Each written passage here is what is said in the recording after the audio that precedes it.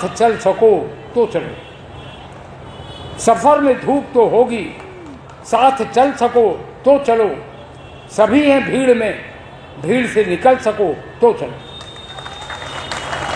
मैं आप सब लोगों का इनकलाबी अभिनंदन करता हूं कि आप उस भीड़ से निकल के आए हैं यहाँ पर, और उस भीड़ से आप निकल के आए हैं, इसलिए आज बिजली के निजीकरण के खिलाफ जो इनकलाबी निमंत्रण दिया गया था संघर्ष समिति की ओर से, मैंने कहा था कि 9 अप्रैल को लखनऊ में एक इतिहास की रचना होने वाली है, और वह इतिहास की रचना शुरू हो गई है।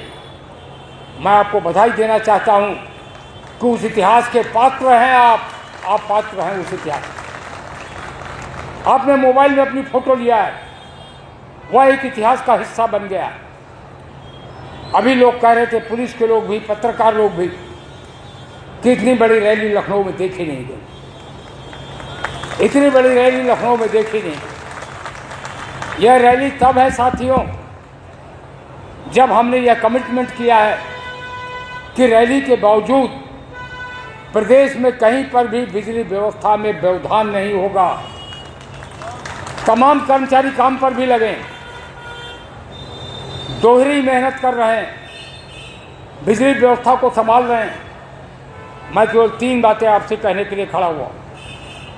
पहली बात यह है कि ठीक ठीक हो क्या रहा, दूसरी बात यह है कौन ताकतें हैं इसके पीछे, और तीसरी बात यह है कि इन परिस्थितियों में हमें करना क्या। केवल 3 बातें आपके सामने रखी हैं।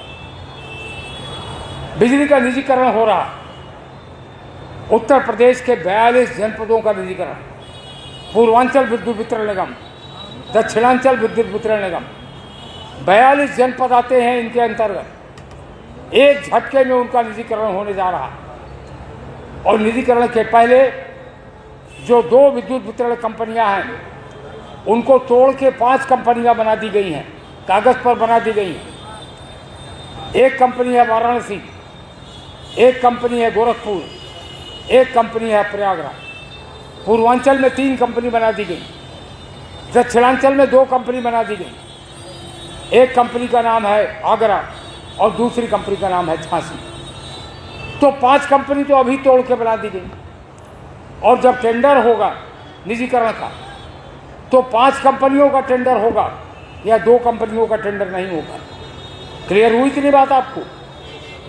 आप 2 से 5 में अभी बांट दिए गए हैं कागज पर, और जब निजीकरण का टेंडर होगा तो 5 कंपनियों का टेंडर होगा। निजीकरण के टेंडर के लिए क्या हो रहा है, कंसल्टेंट अपॉइंट किया गया है, और कंसल्टेंट का अपॉइंटमेंट करने में सारे नियम कानून ताक पर रख दिए गए।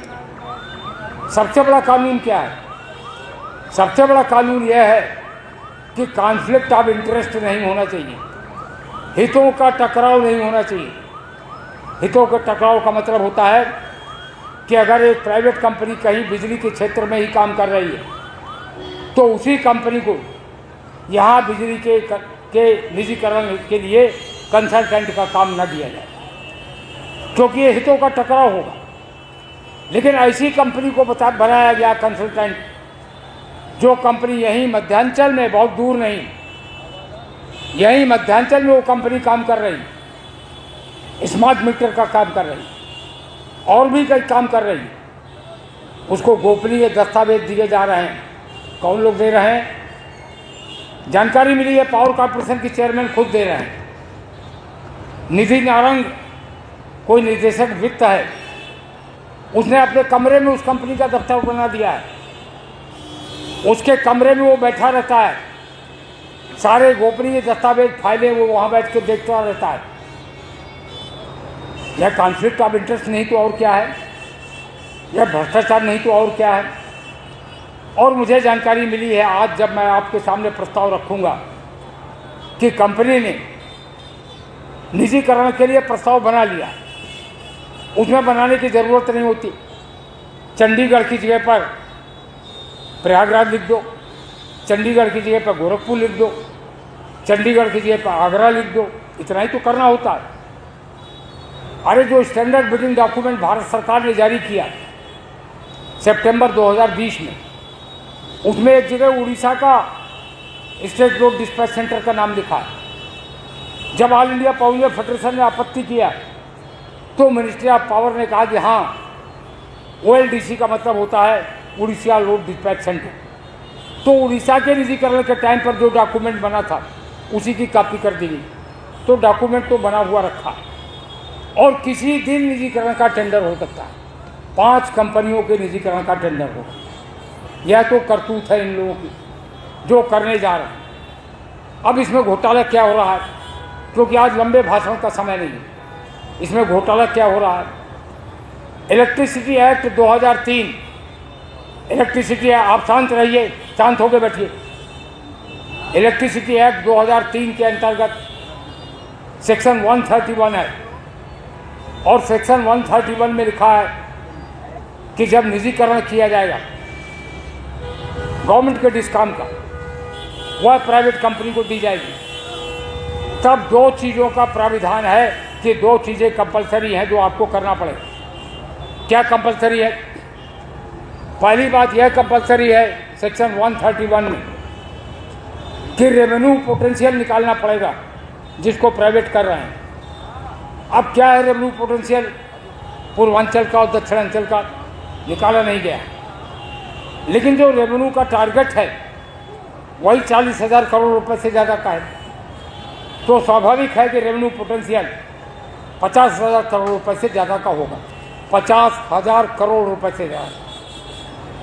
और उसको कितने में प्राइस, रिजर्व प्राइस में बेचा जा रहा है? 1500 करोड़ में, 1610 करोड़ में। जो रेवेन्यू पोटेंशियल केवल 50,000 करोड़ का है। प्रसंगवश मैं आपको बताऊं कि जब चंडीगढ़ का निजीकरण किया गया तो रिजर्व प्राइस रखी गई थी 174 करोड़, 174 करोड़, और चंडीगढ़ का सालाना मुनाफा 200 करोड़ का है।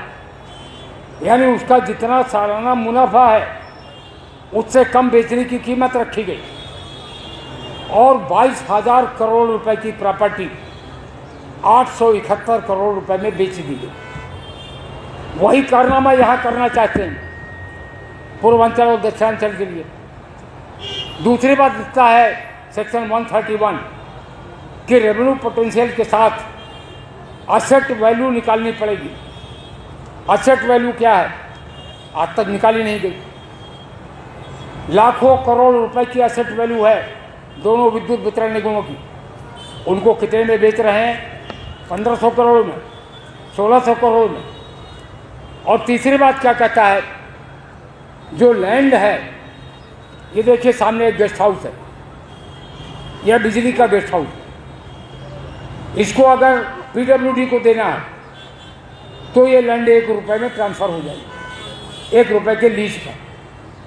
लेकिन अगर इसको किसी प्राइवेट को देना है तब तो 1 रुपये में नहीं होगी ना। तब तो अगर इसकी कीमत है 150-200 करोड़ रुपए।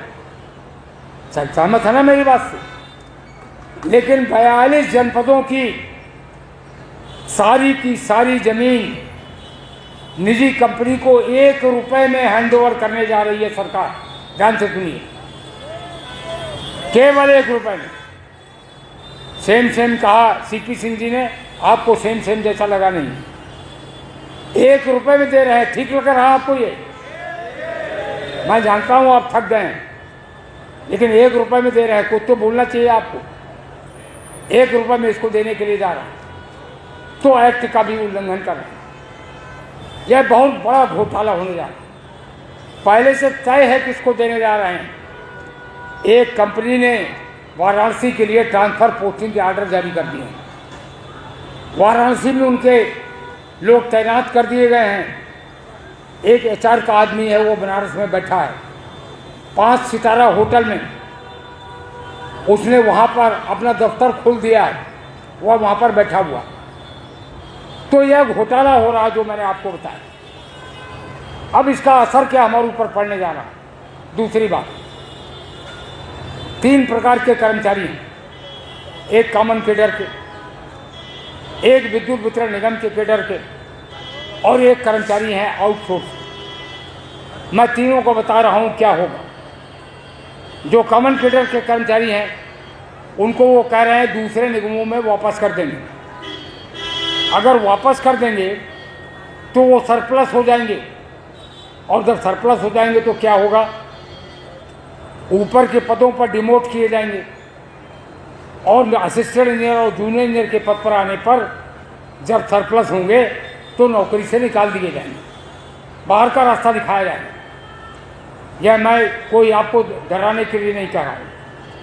दिल्ली में जब निजीकरण हुआ तो 1 साल के अंदर 55% लोगों को रिटायरमेंट लेके मजबूर कर दिया गया जाने के लिए। 55% का मतलब जानते हैं, आधे से ज़्यादा लोग रिटायरमेंट लेके चले गए दिल्ली में।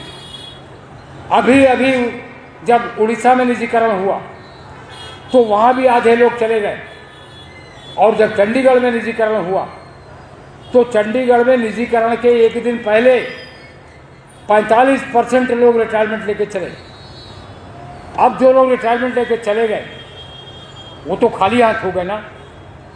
आप बताइए, जो कॉमन कैडर के लोग हैं, यहाँ जो लोग बैठे हैं, हाथ उठाएंगे, कॉमन कैडर के कितने लोग हैं? इंजीनियर कॉमन कैडर के हैं, जूनियर इंजीनियर हैं, हाथ उठाइए। ये संख्या ठीक नहीं है। जो भी है, कॉमन कैडर के जो लोग हैं उनकी बड़े पैमाने पर छटनी होने जा रही है, नोट कर लीजिए और पहुंचाइए मेरा मैसेज लोगों के पास। दूसरे नंबर पर कौन लोग हैं? जो डिस्कॉम के कर्मचारी हैं। अभी आउटसोर्स कर्मचारी हाथ नहीं उठाएंगे। जो रेगुलर कर्मचारी हैं कॉमन कैडर के अलावा, हाथ उठाइए कितने हैं? बहुत बड़ी तादाद में, बहुत बड़ी तादाद में। हाथ नीचे कर लीजिए। आप लोग 26,500 लोगों के ऊपर नौकरी का खतरा है। यह 26,500 लोग, इनको हटाया जाने वाला। चेयरमैन कहते हैं नहीं हटाया जाएगा, मंत्री कहते हैं कि सेवा शर्तें प्रभावित नहीं होंगी। मैं कह रहा हूं कि हम लोगों से बातचीत क्यों नहीं करते। मैं अगर सीधे बातचीत करने के लिए तैयार नहीं है मंत्री जी, तो मैं विनम्रता पूर्वक आज इस सभा के माध्यम से प्रदेश के ऊर्जा मंत्री को यह निमंत्रण देना चाहता हूं कि वह किसी चैनल पर या स्काइप पर या किसी वीडियो के माध्यम से हमसे इस मामले में शास्त्रार्थ करें। हम उनके शास्त्रार्थ करने के लिए तैयार हैं।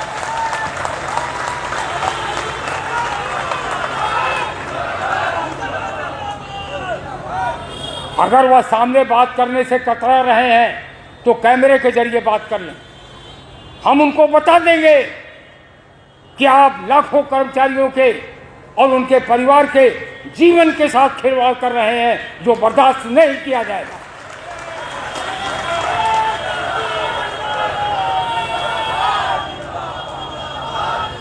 इसलिए कॉमन कैडर के लोग जो नहीं है, कम है, और दूसरे कैडर के लोग बड़ी संख्या में आए हैं, वह लोग मेरी बात को समझ गए। तीसरे नंबर पर वह लोग हैं जो ठेका कर्मचारी हैं, जो आउटसोर्स के कर्मचारी हैं। आउटसोर्स के कर्मचारी पीछे तक हाथ उठाएंगे। जो आउटसोर्सिंग के कर्मचारी हैं, हाथ उठाइए। संविदा कर्मचारी, हिंदी में बोल रहा हूँ, संविदा कर्मचारी भी बहुत कम संख्या में आए। डरने की जरूरत नहीं है। मैं कह रहा हूँ संविदा कर्मचारी हाथ उठाएं। दोबारा रिपीट कर रहा हूँ, ठीक है?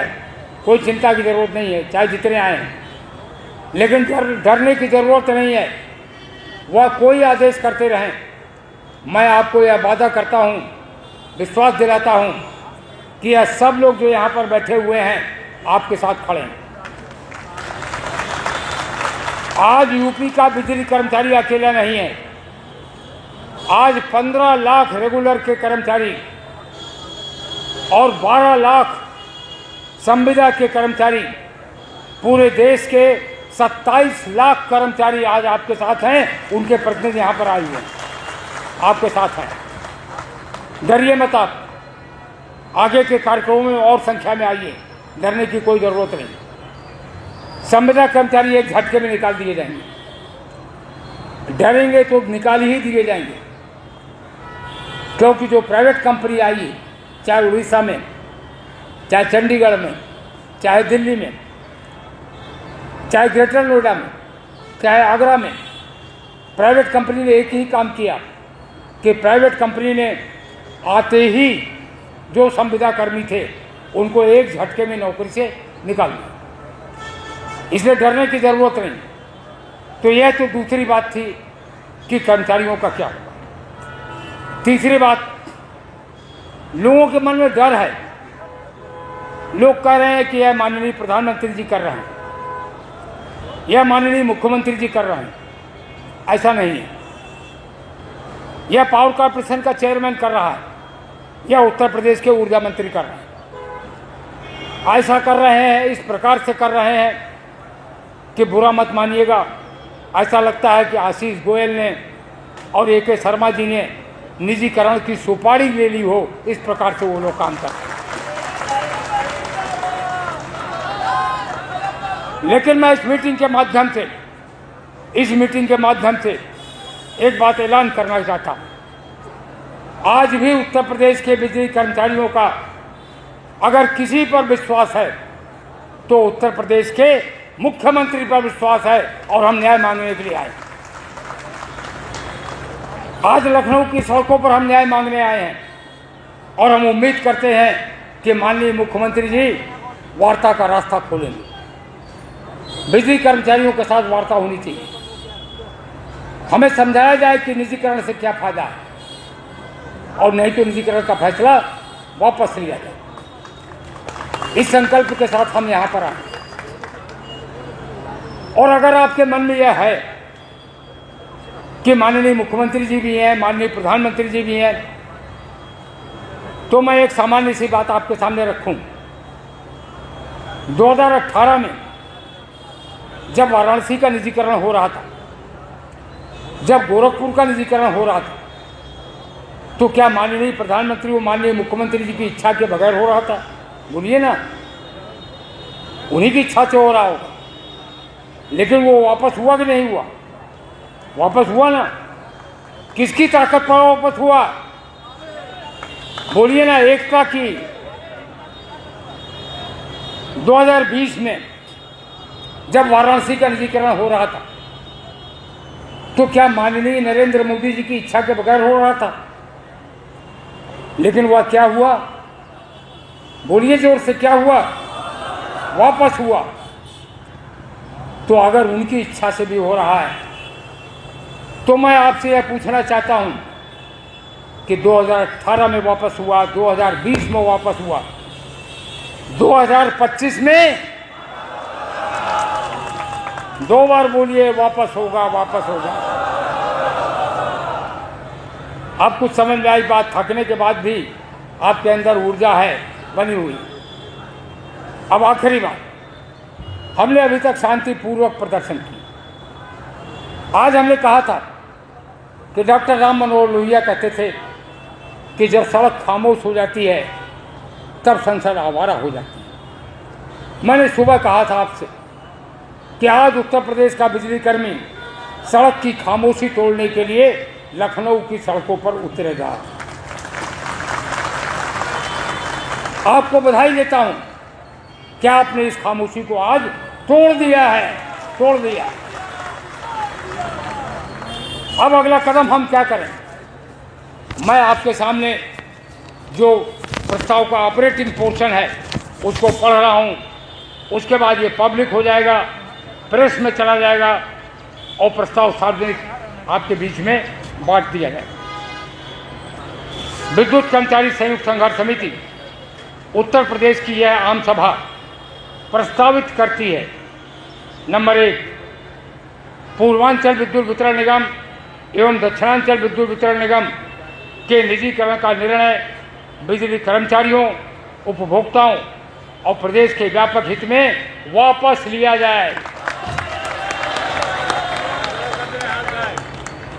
निजीकरण की दृष्टि से बिजली कर्मियों की रियायती की बिजली की सुविधा समाप्त करने हेतु स्मार्ट मीटर लगाने का आदेश तत्काल वापस लिया जाए। आप हमेशा 2 बार बोलेंगे वापस लो, वापस लो। नंबर 3, निजीकरण की दृष्टि से बड़े पैमाने पर संविदा कर्मियों को हटाए जाने का आदेश मार्च 2023 में सांकेतिक हड़ताल के कारण ऊर्जा मंत्री की घोषणा और ऊर्जा मंत्री के समझौते के बावजूद संविदा कर्मी निकाले गए संविदा कर्मियों को 19 मार्च 2023 को ऊर्जा मंत्री की घोषणा और ऊर्जा मंत्री के समझौते के अनुरूप जो रेगुलर कर्मचारी थे उन पर की गई उत्पीड़न की समस्त कार्रवाइयां अब आप बिल्कुल सही रास्ते पर आ गए। अगला है 2x800 मेगावाट क्षमता की ओबरा डी परियोजना और 2x800 मेगावाट क्षमता की अनपरा ई परियोजना उत्पादन निगम को सौंपी जाए उत्पादन निगम को। अगला है पारेषण में टैरिफ बेस्ड कॉम्पिटिटिव बिडिंग और निजीकरण की सारी प्रक्रिया 25 जनवरी 2000 के समझौते के अनुपालन में समस्त निगमों का एकीकरण कर यूपीएसईबी लिमिटेड का पुनर्गठन किया जाए। मैं कहूँगा यूपीएसईबी लिमिटेड, आप कहेंगे बनाओ यूपीएसईबी लिमिटेड, यूपीएसईबी लिमिटेड, यूपीएसईबी लिमिटेड। यह तो हमारे मुख्य प्रस्ताव हैं। अब एक्शन प्रोग्राम आपके सामने पढ़ रहा हूँ। विद्युत कर्मचारी संयुक्त संघर्ष समिति उत्तर प्रदेश की यह विशाल आम सभा निर्णय लेती है, यदि पूर्वांचल विद्युत वितरण निगम और दक्षिणांचल विद्युत वितरण निगम के निजीकरण का निर्णय वापस न लिया गया तो उत्तर प्रदेश के समस्त ऊर्जा निगमों के तमाम बिजली कर्मचारी, संविदा कर्मी और जूनियर इंजीनियर व अभियंता निम्नवत आंदोलन प्रारंभ करने के लिए बाध्य होंगे।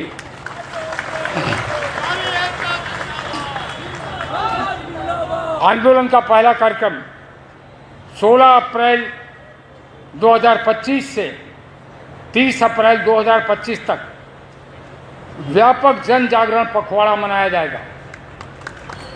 इस पखवाड़े के अंतर्गत आम उपभोक्ताओं के साथ 33 केवी सब स्टेशन पर भी संवाद के कार्यक्रम होंगे।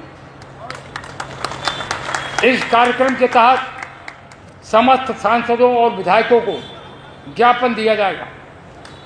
उनके हस्ताक्षर कराइए, उनसे लिखवाइए कि निजीकरण वापस हो। माननीय एमपी साहब को, एमएलए साहब को कहिए कि निजी कंपनी आ जाएगी तो सबसे पहले आपकी बिजली काटेगी। समझाइए उनको, वो आपके साथ खड़े होंगे। इस दौरान विरोध सभाएं होती रहेंगी। आंदोलन का दूसरा कार्यक्रम 1 मई को क्या होता है? मजदूर दिवस। मजदूर दिवस के दिन जब दुनिया भर में करोड़ों मजदूर दिवस मनाने के लिए निकलते हैं तो निजीकरण के विरोध में उत्तर प्रदेश के बिजली कर्मी हर जनपद में, हर परियोजना में और राजधानी लखनऊ में मोटर बाइक रैली निकालेंगे। यह रैली कम से कम 10 किलोमीटर की होनी चाहिए, कम से कम 10 किलोमीटर। सब लोग अपनी बाइक लेके आ जाएं। कार्यक्रम दे दिया जाएगा टाइम के साथ।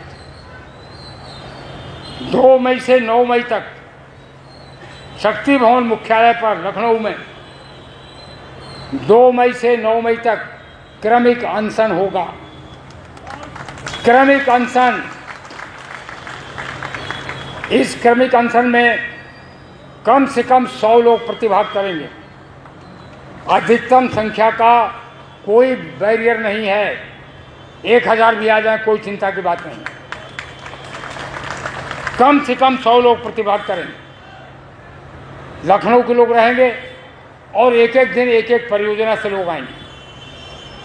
और नेशनल कोऑर्डिनेशन कमेटी ने कल यह निर्णय लिया है कि इस अनशन में उत्तरी भारत के जो प्रांत हैं, जम्मू कश्मीर, हिमाचल प्रदेश, चंडीगढ़, पंजाब, हरियाणा, राजस्थान, दिल्ली, उत्तराखंड, इनके लोग भी एक एक दिन आएंगे। आप इस लड़ाई में अकेले नहीं होंगे, ठीक है। 14 मई से 19 मई तक नियमानुसार कार्य आंदोलन, वर्क टू रूल के दौरान 2 चीजें करनी है। एक तो अपने ड्यूटी आवर के अलावा काम नहीं करना। अगर 5 बजे हमारी ड्यूटी खत्म हो गई तो हम 5 बजे के बाद काम नहीं करेंगे, ठीक है। और दूसरा, जो हमारी ड्यूटी नहीं है वह काम हम नहीं करेंगे, नियमानुसार का। 20 मई को पूरे देश के कम से कम 20 करोड़ मजदूर हड़ताल कर रहे हैं और कर्मचारी। 20 मई को उत्तर प्रदेश के बिजली कर्मी पूरे दिन बाहर निकल के प्रदर्शन करेंगे, पूरे दिन। 20 मई, 21 मई से 28 मई तक 2 बजे से 5 बजे तक कार्य बहिष्कार।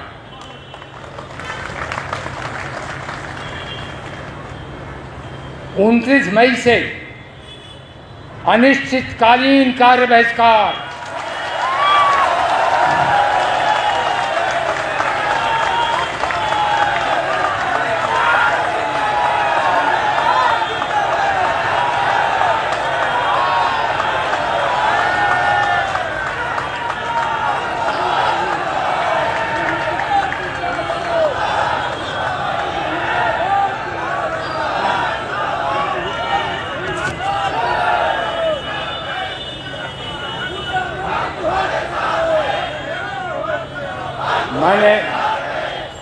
मैंने आपसे कहा कि अब उत्तर प्रदेश के बिजली क्षेत्र में या तो न्याय होगा और नहीं तो इनकलाब होगा उत्तर प्रदेश में।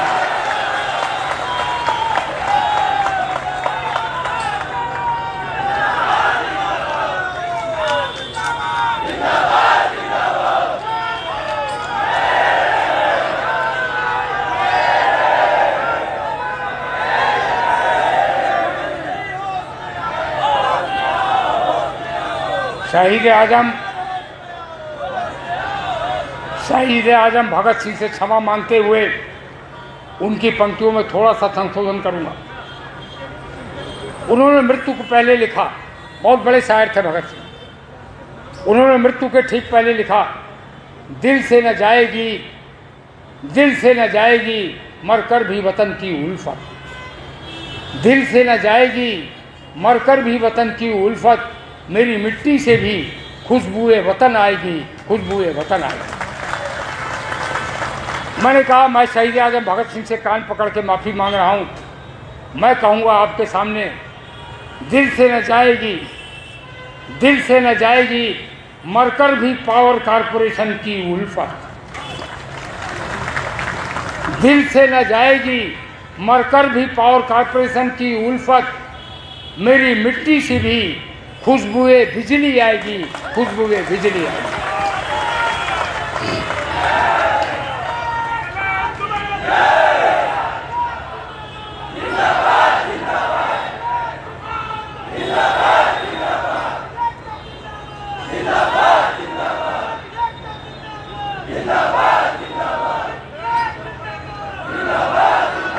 शांत रखिए, बस मैं अपनी बात को विराम दूंगा। प्रस्ताव की एक लाइन और है, यदि 29 मई के पहले किसी भी दिन एक तरफा ढंग से बिजली के निजीकरण की प्रक्रिया शुरू हुई तो बिना और कोई नोटिस दिए उसी दिन से अनिश्चितकालीन कार्य बहिष्कार होगा।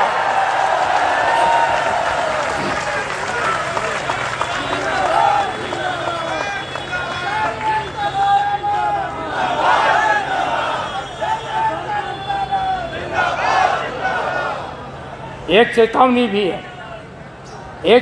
भी है कि यदि शांतिपूर्ण लोकतांत्रिक आंदोलन के कारण किसी भी बिजली कर्मी पर कोई कार्रवाई की गई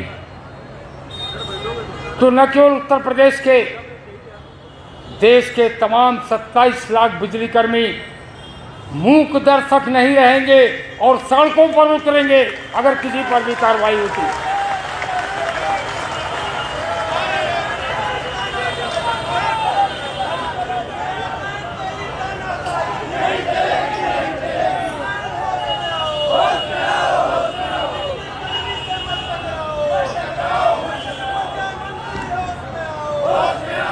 देखिए, इस प्रस्ताव का समर्थन करने के लिए एक अनुशासन के साथ हम लोग चलेंगे। पहले राष्ट्रीय नेता इस प्रस्ताव का समर्थन करेंगे, फिर जो ट्रेड यूनियन के लोग आए हैं वह इस प्रस्ताव का समर्थन करेंगे, फिर संघर्ष समिति के लोग बचे हुए समय में इस प्रस्ताव का समर्थन करेंगे। और अभी मैं आपसे पूछे लेता हूं, क्योंकि गर्मी में लोग थक गए होंगे, तो प्रस्ताव पर तो अभी मैं पूछ लूँ आपसे, प्रस्ताव के पक्ष में जो लोग हैं हाथ उठाएं।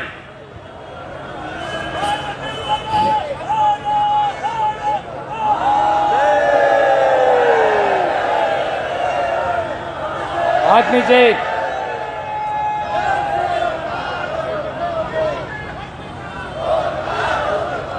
प्रस्ताव के विपक्ष में जो लोग हैं हाथ उठाएंगे। विपक्ष में एक भी हाथ नहीं उठा। जो लोग तटस्थ हैं, न नर में है न नारायण में है, वो हाथ उठा दें। वैसा भी कोई नहीं। तो प्रस्ताव को पारित माना जाए